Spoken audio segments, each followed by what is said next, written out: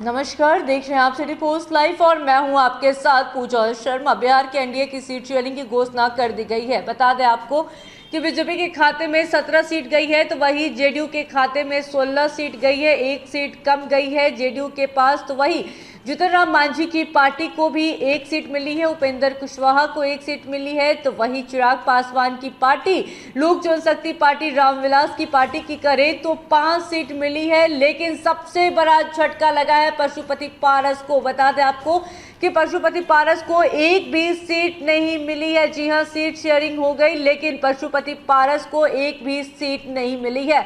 आपको बताते चले कि बीजेपी औरंगाबाद, मधुबनी, अररिया, दरभंगा, मुजफ्फरपुर, महाराजगंज, सारण, उज्जैयारपुर, बेगूसराय, नवादा, पटना साहिब, पाटलिपुत्र, आरा, बक्सर और सासाराम से चुनाव लड़ेगी। तो वही जेडीयू वाल्मीकि नगर, सीतामढ़ी, झंझारपुर, सुपौल, किशनगंज, कटिहार, पूर्णिया, मधेपुरा, गोपालगंज, सिवान, भागलपुर, बांका, मुंगेर, नालंदा, जहानाबाद और शिवहर से चुनाव लड़ेगी। प्रेस कॉन्फ्रेंस में डिप्टी सीएम सम्राट चौधरी, लोजपा राष्ट्रीय लोक मोर्चा के उपेंद्र कुशवाहा समेत एनडीए के सभी सहयोगी हैं।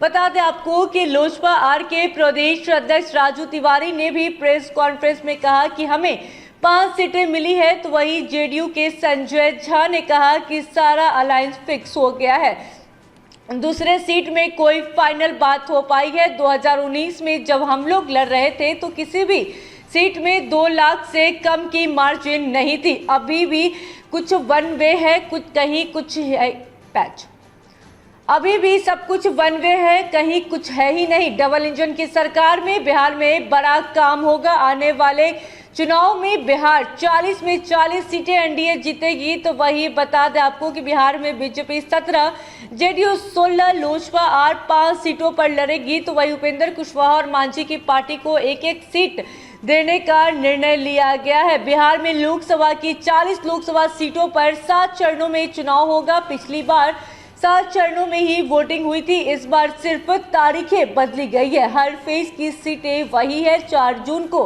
रिजल्ट आएगा। पहले फेज में 19 अप्रैल को औरंगाबाद, गया, नवादा और जमुई में वोटिंग होगी। दूसरे फेज में किशनगंज, कटिहार, पूर्णिया, भागलपुर और बांका में 26 अप्रैल को मतदान होगा। सबसे आखिरी फेज 1 जून को नालंदा, पटना साहिब, पाटलिपुत्र, आरा, बक्सर, सासाराम, कराकाट, जहानाबाद में वोट डाले जाएंगे। तो इस तरीके से 19 अप्रैल से पहले फेज की वोटिंग शुरू हो जाएगी। हालांकि रिजल्ट की घोषणा 4 जून को की जाएगी। और अब इन सब के बीच आपको हमने बताया कि कौन कहां से चुनाव लड़ने जा रहा है, किसके खाते में कितनी सीट गई है, तो किस तरीके से पशुपति पारस को कितना बड़ा झटका लगाया है, यह भी जानकारी हमने आपको दी इस रिपोर्ट में। तो अब सवाल उठता है कि क्या पशुपति पारस जो कि केंद्रीय मंत्री हैं, क्या वो एनडीए का साथ छोड़ देंगे?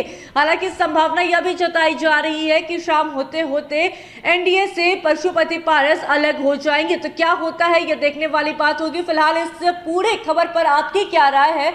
अपनी राय हमें कमेंट बॉक्स के जरिए बताएं। फिलहाल इस खबर में बस इतना ही। तमाम जानकारी के लिए बने रहें सिटी पोस्ट लाइव के साथ। इस वीडियो को लाइक करें, शेयर करें और चैनल को सब्सक्राइब करना ना भूलें। धन्यवाद।